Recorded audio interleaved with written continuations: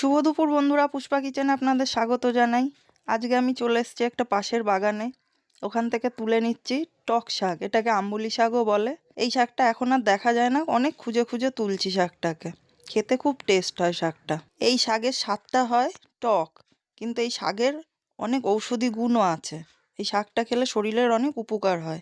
শাকগুলো আমি তুলে নিয়ে এসেছি, এবার আমি শাকগুলোকে একটু বেছে নিচ্ছি। এই শাকের শুধু পাতাটুকু নিতে হয়, কিন্তু আমি কম পেয়েছি, ওর জন্য আমি একটু কচি কচি দেখে ডাঁটগুলোও নিয়ে নিচ্ছি, কুচিয়ে দেব। আমি শাকটা ধুয়ে নিয়েছি, এবার আমি মাছ কাটতে চলে এলাম।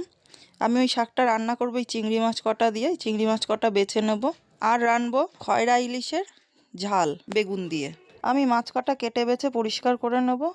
মাছ আমার পরিষ্কার করে কেটে বেছে নেওয়া হয়ে গেছে। এবার আমি কেটে নিয়েছি দুটো বেগুন, যেটা আমার মাছের ঝালে লাগবে। এই মাছে অনেকটা ইলিশ মাছের স্বাদ দেয়, ওর জন্য আমি পেঁয়াজ রসুন নেব না। মশলায় নিয়েছি খালি সর্ষে, পোস্ত, চালমগজ আর একটু লঙ্কা।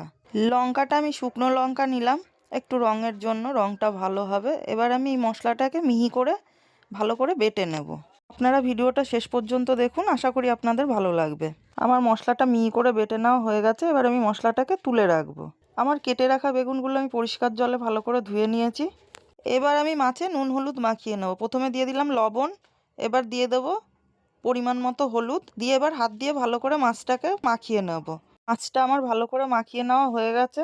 এবার আমি কড়াইতে সর্ষের তেল দিয়ে দিচ্ছি। এই রান্নাটা আমি সর্ষের তেলে করব। এই মাছটা ইলিশ মাছের মতোই খেতে, ওর জন্য আমি ইলিশ মাছের মতন করেই রান্নাটা করব। আমি এক এক করে মাছগুলো দিয়ে দেবো গরম তেলে ভাজা হওয়ার জন্য। এই মাছগুলো ভাজতে গেলে একটুখানি সাবধানে ভাজতে হবে, কারণ এই মাছ একটু ভেঙে ভেঙে যাওয়ারই চান্স থাকে একটু বেশি। আমার এক পিঠ ভাজা হয়ে গেছে, আমি আর এক পিঠ দেখুন খুব সাবধানে উল্টে দিচ্ছি। এই মাছ যেরকমই হোক না কেন খেতে খুব টেস্ট হয় মাছগুলো। পিঠ ও পিঠ করে মাছগুলোকে একটু কড়া করেই ভেজে নেবো, কারণ এই মাছে খুব কাঁটা থাকে, তাই একটু কড়া কড়া করে সময় দিয়ে ভেজে নেবো মাছগুলো। রান্না করতে করতে দেখছি আমার কাছাকাছি একটা বক চলে এসছে, ভাবলাম আপনাদেরকেও দেখিয়ে দিই। দেখুন বকটা আমার কত কাছে চলে এসছে। আমার মাছ ভাজা হয়ে গেছে, আমি মাছগুলোকে তুলে নিচ্ছি থালায়। এরম করে আমি সব কটা মাছ ভেজে নিয়েছি। এবার আমি কড়াইয়ে ওই তেলেই কালো জিরে ফোড়নে দিয়ে দিয়েছি, দিয়ে এবার বেগুনগুলো দিয়ে দিচ্ছি। দিয়ে এবার বেগুনটাকে একটু নেড়ে চেড়ে ভেজে নেব।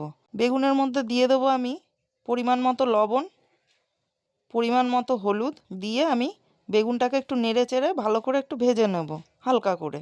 বেগুনটাকে আমি নেড়ে চেড়ে ভেজে নিয়েছি। এবার আমি বেগুনের মধ্যে দিয়ে দেবো ওই বেটে রাখা মশলাটা। মশলাটা দিয়ে একটু নেড়ে চেড়ে দিচ্ছি, কারণ এই মশলা দিয়ে বেশিক্ষণ নাড়াচাড়া করা যাবে না, কেননা সর্ষে রয়েছে তো, বেশি নাড়াচাড়া করলে তিতো হয়ে যাবে। ওর জন্য হালকা করে একটু নেড়ে চেড়ে তারপরে আমি জল দিয়ে দেবো। এবার আমি দিয়ে দিচ্ছি মশলার থালা ধোয়া জলটা, সাথে আর একটুখানি জল দিয়ে দেবো, পরিমাণ মতো জল দিয়ে দেবো। বেগুন সিদ্ধ হয়ে যাবে, মাছও দিতে হবে। আমি পরিমাণ মতো জল দিয়ে ঢাকা চাপা দিয়ে দিয়েছিলাম, ঝোল ফুটে গেছে। এবার আমি দেখব বেগুনটা কতটা সেদ্ধ হয়েছে। বেগুন তো সেদ্ধ হতে বেশি সময় লাগে না, বেগুনগুলো আমার সেদ্ধ হয়ে গেছে। এবার আমি মাছগুলো দিয়ে দেবো এক এক করে। মাছ দিয়ে বেগুনের সাথে খানিকক্ষণ একটু ফুটিয়ে নেব। মাছ দিয়ে আমার খানিকক্ষণ ফুটিয়ে নেওয়া হয়ে গেছে। এবার আমি দিয়ে দেবো কিছুটা ধনেপাতা। ধনেপাতা দিয়ে আরও কিছুক্ষণ আমি একটুখানি ফুটিয়ে নেব। ফুটিয়ে নামিয়ে নিলেই রেডি হয়ে যাবে আমার খয়রা ইলিশের ঝাল। আমি নামিয়ে নিলাম একটা পাত্রের মধ্যে। তরকারিটা খাওয়ার জন্য এখন পুরোপুরি রেডি। এদিকে আমি আম্বলি শাক কটা কুচিয়ে নিচ্ছি। আম্বলি শাকের টক করব, তার জন্য আমি শাক কটাকে ভালো করে কুচিয়ে নিচ্ছি বটিতে। এইদিকে আমার শাকগুলো প্রায় কুচিয়ে নেওয়া হয়ে গেছে। শাকের জন্য আমি কটা লঙ্কা চিড়ে নিচ্ছি। এই শাকে কিছুই তেমন লাগে না, কটা লঙ্কা চিড়ে নিলাম শুধু। কড়াইয়ে তেল দিয়ে দিলাম, তেলটা গরম হয়ে গেছে। এবার আমি কটা সর্ষে ফোড়নে দিয়ে দেবো, কারণ টক জাতীয় শাক তো সর্ষেই ফোড়নে দিতে হবে। তাই আমি কিছুটা সর্ষে দিয়ে দিলাম, আর দিলাম কেটে বেছে রাখা চিংড়ি মাছ কটা। চিংড়ি মাছ কটা দিয়ে একটু নেড়ে চেড়ে তার মধ্যেই দিয়ে দেবো পরিমাণ মতন লবণ। লবণ আর হলুদ দিয়ে ভালো করে একটু নেড়ে চেড়ে চিংড়ি মাছ কটা ভেজে নেব, চিংড়ি মাছের জলটা না টানা অবধি। নাড়াচাড়া করতে করতে চিংড়ি মাছের জলটা শুকিয়ে গেছে। এবার চেরা লঙ্কা কটা দিয়ে ওটাকেও একটু নেড়ে চেড়ে ভালো করে একটু ভেজে নেব। একটু লঙ্কা কটাও ভাজা ভাজা হয়ে গেলে ওর মধ্যেই দিয়ে দেবো সেই কুচিয়ে রাখা শাক কটা। শাক কটা সব দিয়ে দেবো, দিয়ে একটু ভালো করে নাড়াচাড়া করব। নাড়াচাড়া করে একটা ঢাকা চাপা দিয়ে ঢাকা দিয়ে দেবো শাক কটা নরম হওয়ার জন্য। এই শাক রাঁধতে বেশিক্ষণ সময় লাগে না। আমি ঢাকা চাপা দিয়ে দিয়েছিলাম, আমার শাকটা নরম হয়ে গেছে, দেখুন সেদ্ধও হয়ে গেছে। এবার একটু ভালো করে নেড়ে চেড়ে মিশিয়ে নামিয়ে নিলেই শাক রেডি হয়ে যাবে। আমার এই রান্নার ভিডিওগুলো আপনাদের কেমন লাগছে? যদি ভালো লাগে তাহলে আমাকে কমেন্টে অবশ্যই জানাবেন। একটি লাইক করে দেবেন, সাবস্ক্রাইব করে আমার চ্যানেলের পাশে থাকবেন। শাকটা আমার সুন্দর করে মিশেও গেছে, জলও টেনে গেছে। এবার আমি শাকটাকে নামিয়ে নিচ্ছি একটা থালায়। এই শাকটা এখন প্রায় বিলুপ্ত প্রায় শাক।